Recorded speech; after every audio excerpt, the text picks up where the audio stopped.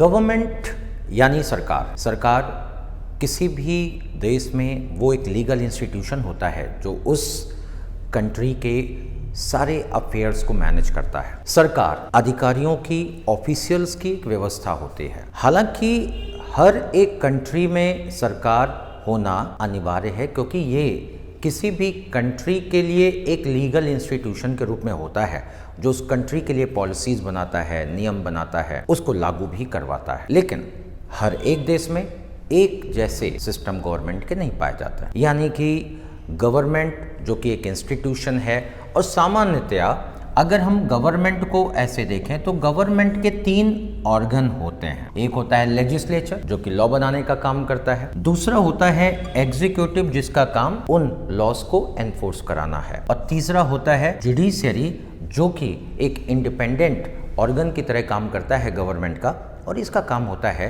कि लेजिटिमेसी इन कानूनों की, एक्शंस ऑफ द एग्जीक्यूटिव को पूरी तरीके से जज करना और ये इंश्योर करना कि इन कानूनों को सही ढंग से एनफोर्स कराया जाए। तो गवर्नमेंट के 3 ऑर्गन होते हैं। ये किसी भी कंट्री में जो एक सिस्टम है जिसमें पॉलिसी बनाने, कानून बनाने और लागू करने की पावर निहित है, उसी सिस्टम को हम सरकार कहते हैं। लेकिन हर कंट्री में इनके बीच रिलेशन कैसा है, लेजिस्लेचर, जुडिशियरी, एग्जीक्यूटिव के बीच रिलेशन कैसा है। खास तौर पर लेजिस्लेटिव ब्रांच और एग्जीक्यूटिव ब्रांच यानी विधायिका और कार्यपालिका के बीच संबंध कैसा है, इस पर निर्भर करता है कि उस देश की शासन व्यवस्था कैसी है। जैसे अगर लेजिस्लेचर और एग्जीक्यूटिव के बीच में कंप्लीट सेपरेशन ऑफ पावर है, यानी अगर doctrine of separation of power है, तो ये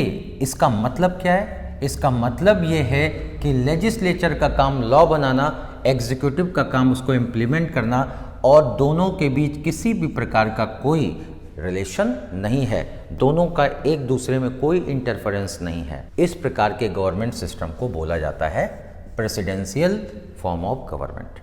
ऐसी व्यवस्था को बोलते हैं अध्यक्षात्मक शासन प्रणाली। मतलब गवर्नमेंट के अगर लेजिस्लेटिव और एग्जीक्यूटिव ऑर्गन के बीच कोई कोऑपरेशन नहीं है, there is complete separation of power, तो इस व्यवस्था को बोलते हैं अध्यक्षात्मक शासन प्रणाली। लेकिन अगर लेजिस्लेचर और एग्जीक्यूटिव के बीच इतना स्ट्रिक्ट डिवीजन ऑफ पावर नहीं है, लेजिस्लेचर एग्जीक्यूटिव के बीच इस प्रकार का डिवीजन, इस प्रकार का सेपरेशन नहीं है, बल्कि दोनों के बीच क्लोज कोऑपरेशन है। लेजिस्लेचर कार्यपालिका में इसके निर्माण में अपना रोल प्ले कर रहा है, कार्यपालिका लेजिस्लेचर के काम यानी लॉ मेकिंग में रोल प्ले कर रहा है, और इस प्रकार दोनों एक दूसरे के पूरक हैं।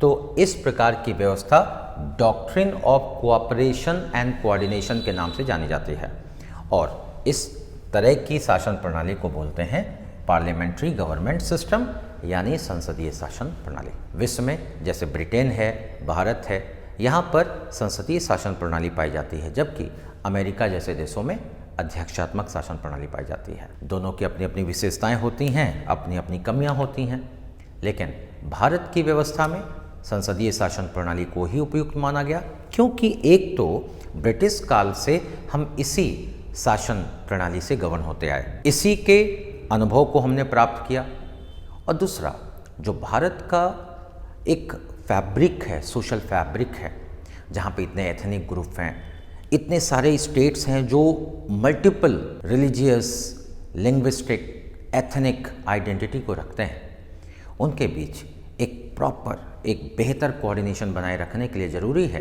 कि सभी का पार्टिसिपेशन एग्जीक्यूशन में हो, और इसीलिए पार्लियामेंट्री गवर्नमेंट सिस्टम को अपनाया गया, जिससे कि पार्लियामेंट में हर राज्य के रिप्रेजेंटेटिव चुनकर आते हैं, और उनमें से वो लोग कार्यपालिका में भी भागीदारी करें, यानी सरकार, काउंसिल ऑफ मिनिस्टर में भागीदारी करें, और उनके ऊपर नियंत्रण भी रखें। और इसीलिए भारत में अध्यक्षात्मक शासन प्रणाली के बजाय संसदीय शासन प्रणाली को अपनाया गया।